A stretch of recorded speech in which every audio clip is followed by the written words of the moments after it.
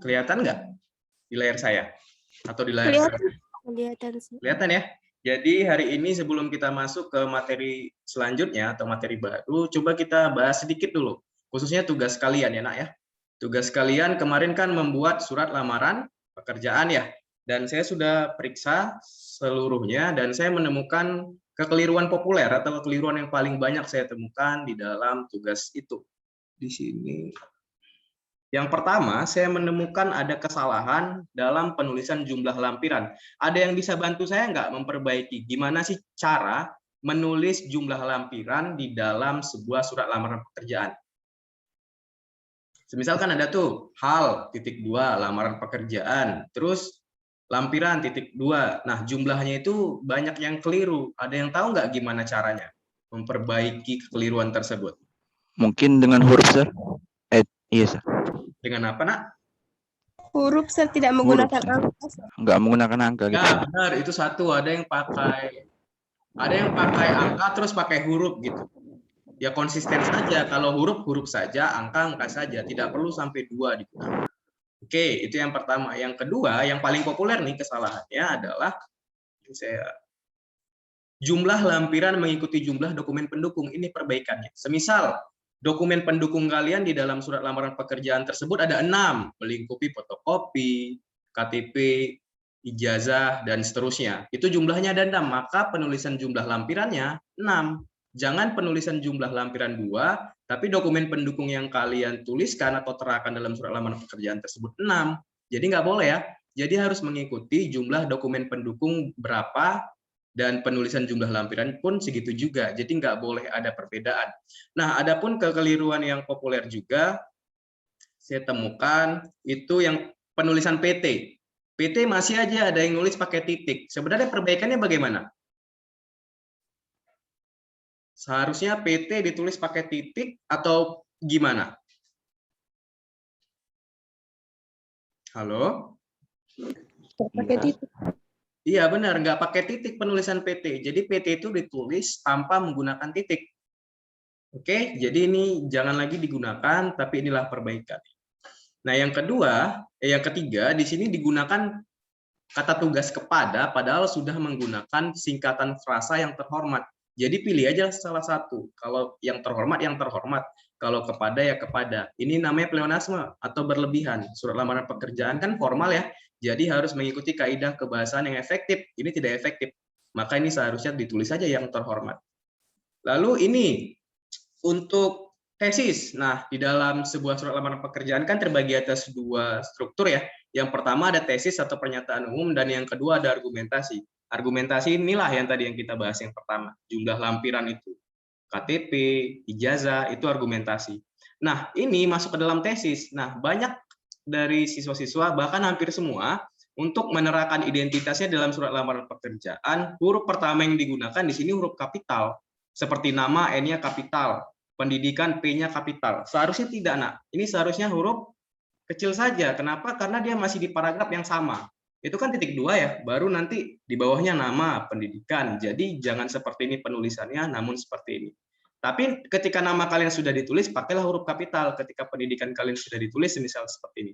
Sarjana komputer, misal, maka pakai huruf kapital. Tapi di sininya aja yang pakai huruf kecil. Nah, selanjutnya penulisan penutup. Atas perhatian Bapak Ibu, saya mengucapkan terima kasih yang sebesar-besarnya. Di sini terdapat 2 kesalahan atau 2 kekeliruan penulisan. Yang pertama, ketika kita menulis penutup atas perhatian Bapak Ibu, jangan lupa bubuhkan koma. Karena kalau nggak pakai koma, akan terjadi kesalahan makna. Atas perhatian Bapak Ibu saya, Bapak Ibu kita jadinya kan, atau orang tua kita. Jadi seharusnya pakai koma. Atas perhatian Bapak Ibu, koma, saya mengucapkan terima kasih. Nah, yang kedua, kekeliruan dalam penulisan penutup, pakai yang sebesar-besarnya. Kita nggak boleh terlalu berlebihan, karena ini masih ranah formal. Jadi ya sudah, mengucapkan terima kasih saja. Tidak perlu pakai yang sebesar-besarnya. Nah, yang terakhir adalah penulisan paling populer, yang paling saya temukan banyak kekeliruan, yaitu penulisan fotokopi. Ada yang pakai Fotokopi. Ingat ya, kita udah bahas kemarin kalau bahasa Indonesia itu apa yang ditulis itu yang diucapkan kan? Fotocopi pakai C. Fotokopi di spasi atau penulisan pas foto atau pas foto. Nah, perbaikannya bagaimana nih? Penulisan fotokopi yang benar itu bagaimana sebenarnya? Fotokopi nggak pakai spasi, Sir. Iya, printer fotokopi nggak pakai spasi, pas foto pun seperti itu, tidak pakai spasi. Karena kalau udah pakai spasi, ini kan dua kata yang memiliki makna individu ya. Jadi foto itu apa, kopi itu apa. Kalau dibedakan, dijadikan satu makna jadi aneh. Jadi inilah perbaikan dalam kekeliruan yang sudah saya temukan di dalam surat lamar kerja. Bisa ya, Nak ya? Ini bakal masuk ke UTS, makanya perlu saya sampaikan ulang untuk memahami kembali penulisan-penulisan di dalam surat lamaran pekerjaan. Oke, sekarang kita masuk ke materi kita ya, yaitu novel sejarah. Nah, ada yang pernah baca novel sejarah nggak sebelum kita bahas nih? Enggak, Sir. Nggak pernah ya? Selain Daeng ada nggak yang lain? Yang udah pernah atau nggak sengaja ngelihat covernya atau bagaimana? Atau nonton bahkan? Nonton novel sejarah yang difilmkan. Ada yang pernah? Belum ya? Oke. Belum. Oke. Pernah, Sir. Oh, pernah. Apa tuh? Sinadra. Bumi Manusia, Sir. Bumi Manusia filmnya atau bukunya? Filmnya, Sir. Filmnya ya. Oke. Jadi kebetulan Sinadra nyebut Bumi Manusia. Di sini saya juga ada mengutip salah satu dari buku Bumi Manusia terkait kenapa sih kita harus mengkaji atau mempelajari si materi novel sejarah ini. Pramudiana Antatur dalam bukunya Bumi Manusia menuliskan bahwa orang boleh pandai setinggi langit, tapi selama ia tidak menulis, ia akan hilang dari sejarah. Menulis adalah bekerja untuk keabadian. Nah, inilah pentingnya tulisan atau novel-novel sejarah. Loh, tapi kan novel fiksi enggak, tidak semua novel itu fiksi. Salah satunya novel sejarah. Akan ada hal-hal fakta di sana. Nah, kenapa lagi kita perlu atau penting membahas novel sejarah? Saya jujur saja, saya lebih kenal Tan Malaka daripada kakek kandung saya. Jadi saya lebih kenal sama Tan Malaka daripada kakek kandung saya. Kenapa? Karena Tan Malaka menulis, sedangkan kakek saya tidak. Jadi saya masih umur berapa, kakek saya sudah meninggal dan saya nggak tahu informasi apa terkait kakek saya. Tapi Tan Malaka saya paham betul, karena saya saya baca tulisannya. Begitu juga dengan tulisan-tulisan lainnya. Nah, di sini kita akan membahas tujuan pembelajaran kita. Di sini umumnya ada 3 tujuan pembelajaran. Yang pertama, kita akan coba mendata informasi penting dalam novel sejarah, informasi-informasi apa saja. Lalu yang kedua, kita mampu membedakan novel sejarah dan teks sejarah. Dan yang terakhir, memahami pengertian novel sejarah. Oke, sekarang kita akan coba langsung aja masuk ke dalam materinya, yaitu novel sejarah. Novel sejarah itu dapat dikategorikan sebagai novel ulang atau recon. Berdasarkan jenisnya, novel ini terbagi atas 3. Recon itu kan rekonstruksi ya, Nak ya. Jadi udah terjadi dan dicoba diulangkan kembali dalam bentuk tulisan. Nah, novel sejarah ini terbagi atas 3. Yang pertama ada rekon pribadi. Rekon pribadi ini adalah novel yang memuat kejadian dan penulis terlibat langsung. Semisal dalam peperangan, kebetulan dia ada di sana, lalu dia menuliskan seperti itu. Lalu yang kedua, rekon faktual. Jadi novel yang memuat kejadian faktual seperti eksperimen ilmiah dan seterusnya. Semisal dia melakukan eksperimen tinggal di Kutub Utara, misalnya seperti 1 tahun tanpa ada peralatan-peralatan khusus. Lalu dia menuliskan hal-hal apa saja yang didapatinya di sana. Itu faktual dan eksperimen ilmiah. Lalu yang terakhir, rekon imajinatif. Rekon imajinatif ini dapat diartikan sebagai novel yang memuat kisah faktual yang dihayalkan dan diceritakan secara lebih rinci. Jadi kalau ditanya sebenarnya novel sejarah itu masuk ke mana? Novel sejarah itu masuk ke sini. Rekon imajinatif. Dia sudah mendapatkan atau memperoleh informasi terkait fakta-fakta, namun masuk ke sini, Nak. Ini kata kuncinya, hayal, imajinatif. Jadi dia udah dapat bahwa, oh misalnya Indonesia merdeka tahun 1945. Oke, informasi itu cukup. Lalu diimajinasikan bagaimana pada akhirnya Indonesia meraih kemerdekaannya. Itu boleh. Ini namanya novel sejarah dengan modal rekon imajinatif. Nah, coba Nak diperhatikan. Saya di sini menyajikan 2 teks. Coba nanti anak-anak kasih tahu saya mana teks sejarah, mana novel sejarah. Ini dulu yang pertama.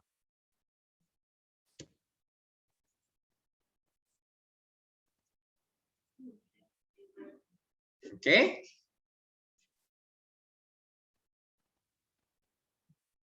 Nah, udah ya, sekilas saja ya. Ini yang kedua.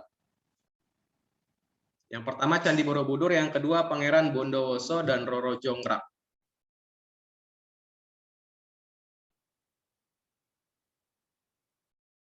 Oke, nak, udah? Nah, kalau ditanya di antara dua itu mana yang novel sejarah? Kalian bakal jawab yang mana, nak? Pangeran Bondowoso ini, Sir. Kedua, Sir. Ah, Sir. oke, Bondowoso. Kasih tahu lah alasannya kenapa. Kenapa nggak ini? Ini dulu. Kenapa nggak ini? Kenapa bukan ini novel sejarah? Kalau Borobudur itu cenderung ke teks sejarah, Sir. Oh iya, lebih. Kenapa, Daeng? Coba, nak.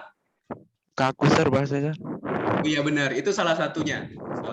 Salah satu perbedaan dari novel dan karya yang sifatnya ilmiah. Ini kan ilmiah ya, nak ya. Adalah kekakuan bahasanya. Ini lihat, pengertian doang gitu. Ada yang lain selain kebakuan atau kekakuan bahasanya?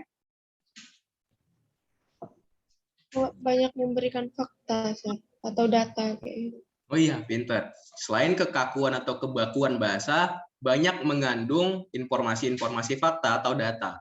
Ini dapat dilihat dari kemunculan angka nih, 824 Masehi, 504 Buddha, dan seterusnya. Oke, maka benarlah bahwa Candi Borobudur ini bukan novel sejarah, melainkan teks sejarah. Nah, sekarang kasih tahu saya, kenapa Pangeran Bondowoso Jonggrang ini masuk ke ranah novel sejarah, nak? Kebalikannya, Sir. Sederhana kali. Kenapa? Kebalikan apa nih, nak? Apanya yang Karena diceritakan, Sir. Gimana, nak? Karena diceritakan dia, Sir. Ini pun diceritakan. Cenderung bersifat imajinatif, Sir. Ya, bisa. Di bagian mananya imajinatif?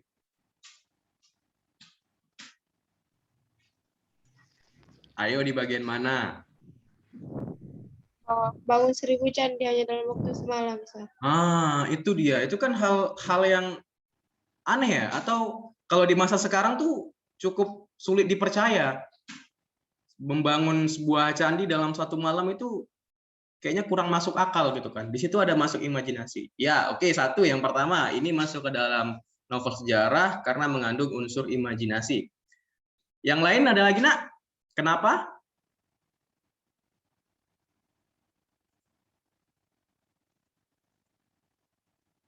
Halo. Iya. Iya, kayak nelpon kita. Ayo, cepat. Gimana? Ini apalagi? Tadi kan si Daeng bilang kalau yang sebelumnya untuk teks yang pertama bahasanya kaku. Nah, saya tanya ini bahasanya kaku nggak, nak? Belum apa, Sir? Enggak, Sir. Enggak ya. Bahasanya luwes ya. Jadi di sini ada, kalau kita perhatikan banyak penggunaan kata yang kayak seperti jatuh hati, yang tidak akan dituliskan di dalam karangan ilmiah. Roh halus gitu kan. Jadi ini masuk ke dalam teks novel sejarah. Nah, perlu diingat ya, nak, di dalam beberapa buku bahasa Indonesia penulisannya berbeda-beda. Ada yang menggunakan novel sejarah, ada yang menggunakan teks cerita sejarah. Itu sama aja. Kedua itu mengarahkan kepada materi yang sama. Jadi di sini saya menggunakan novel sejarah karena untuk kurikulum revisi 2018 ini buku bahasa Indonesia menggunakan istilah novel sejarah. Biar nanti mana tahu ada ujian nasional kan yang atau sejenisnya barangkali dimuat kita nggak bingung. Nah, tadi kan kita udah bisa membedakan ya. Apa sih yang mana sih tadi novel sejarah, mana sih yang teks cerita sejarah. Nah, yang pertama kalau novel sejarah itu perbedaannya novel sejarah itu ciri yang pertama adalah bebas untuk menggambarkan sesuatu yang tidak pernah ada. Seperti Roro Jonggrang tadi, nah, itu benar-benar ada atau enggak? Enggak tahu, Sir. Enggak tahu ya. Tidak, Sir. Belum bisa dipastikan, Sir.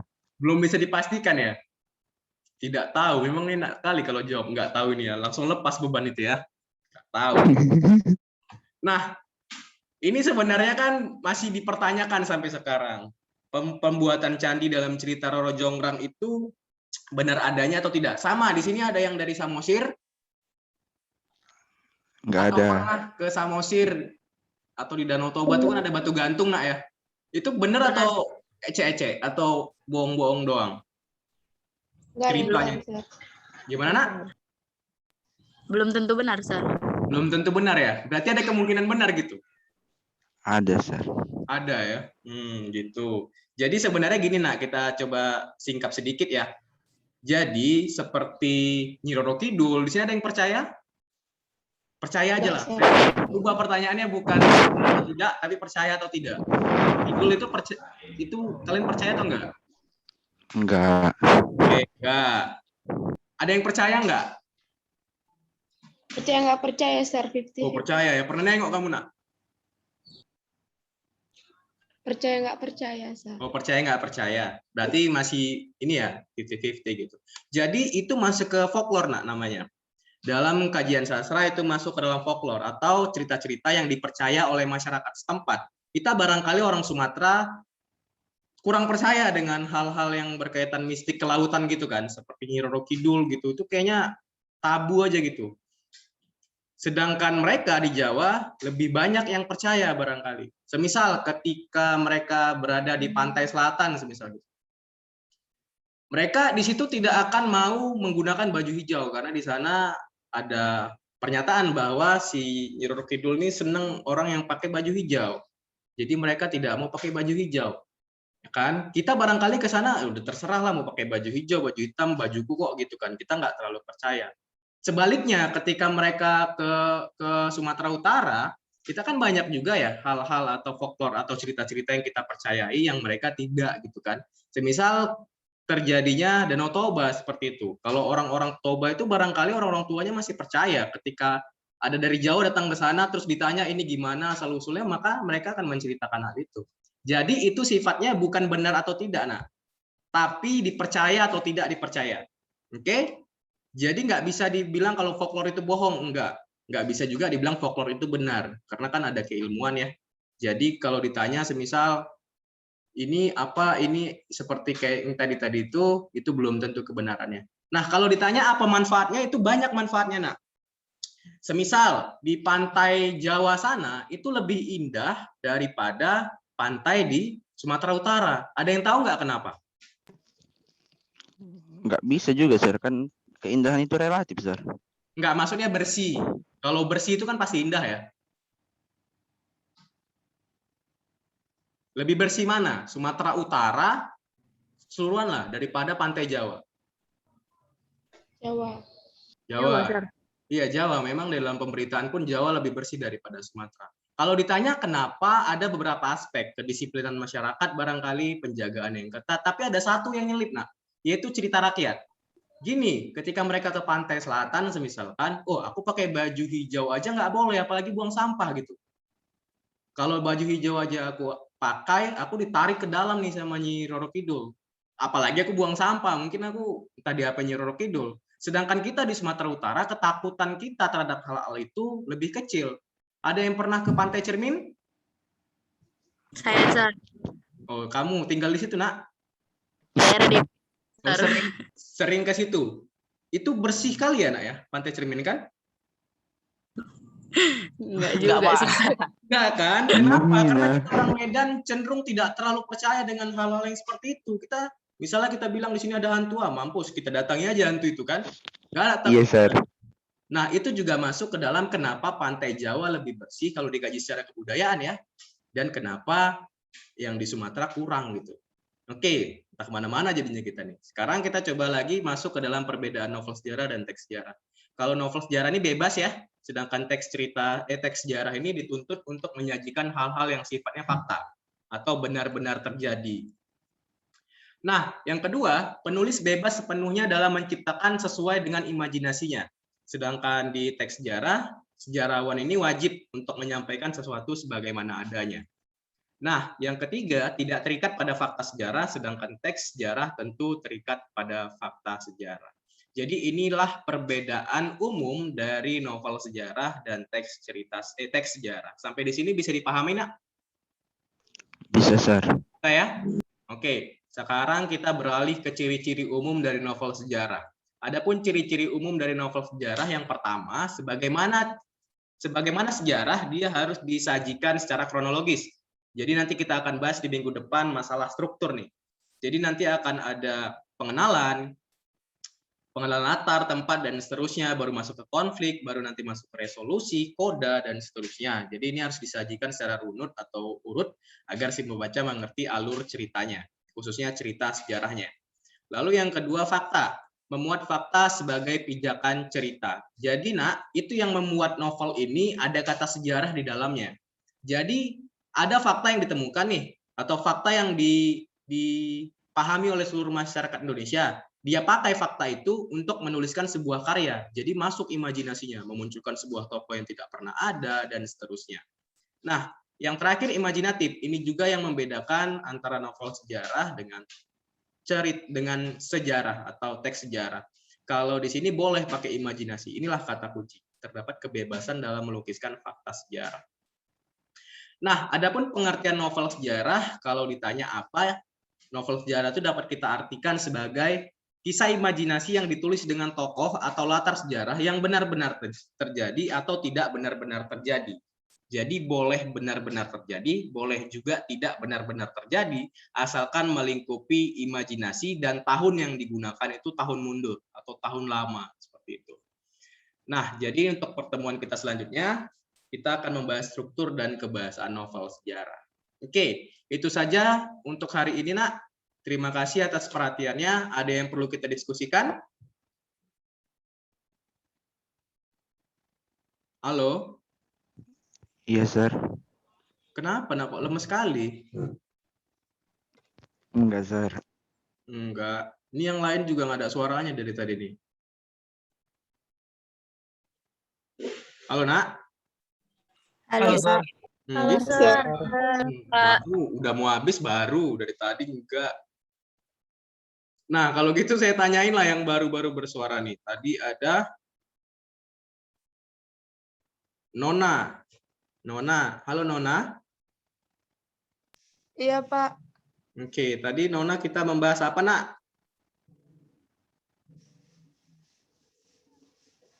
Novel sejarah, Pak. Oke. Apalah itu novel sejarah menurut Nona? Menurut Nona aja, nggak, bukan menurut saya. Oh, cerita berisi tentang sejarah, Pak. Contohnya, Nak? Kak, contohnya Iya, benar. Itu dia contohnya.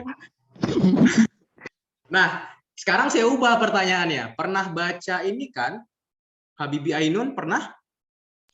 Pernah, Sir. Atau pernah nonton? Pernah. Atau yang ini yang dulu sempat ramai sekali. Khairul Tanjung, Si Anak Singkong. Pernah baca atau kayak filmnya belum ada ya? Pernah baca? Pernah dengar, Sir. Pernah dengar ya? Keterlaluan kalau kalian nggak baca. Soalnya bagus sekali itu. Nah, kalau ditanya itu masuk ke novel sejarah atau apa? Dia masuk kemana tuh, Nak? Diem lagi. Cenderung ke biografi, Sir. Iya, benar. Itu masuk ke biografi. Kenapa? Karena di sana sedikit ada sih imajinasinya, biasanya untuk keseruan sebuah cerita gitu kan. Semisal di dalam sebuah adegan Si Anak Singkong itu di Khairul Tanjung, ada pembahasan mengenai dia membuka usaha fotokopi, lalu di sana ada sebuah cerita, barangkali di sana bisa masuk sedikit imajinasinya. Tapi itu benar-benar terjadi dalam dirinya, atau mengisahkan tentang dirinya seorang, atau keluarganya lah gitu ya. Tidak melingkupi Indonesia atau melingkupi hal-hal yang banyak, karena sejarah ini umumnya melingkupi keseluruhan yang sifatnya masif atau umum. Oke, itu saja barangkali. Terima kasih atas perhatiannya. Silakan dibuka psikologinya ya, Nak ya. Karena sampai sekarang belum ada saya perhatikan respon siswa terkait kuis yang saya sajikan. Udah ada yang buka belum? Psikologi. Udah, Sir, tapi belum ada. Iya, kemarin masih pertemuan 2, Sir. Oh gitu, tapi belum Iya, ada ya. Di TPS juga loh, Nak. Di TPS juga ya, nanti coba dibuka ya, Nak ya. Iya, Sir. Oke. Oke, terima kasih atas perhatiannya. Sekali lagi, saya ucapkan Assalamualaikum warahmatullahi wabarakatuh. Waalaikumsalam warahmatullahi wabarakatuh. warahmatullahi wabarakatuh. Thank you, Sir. Ya. Terima kasih.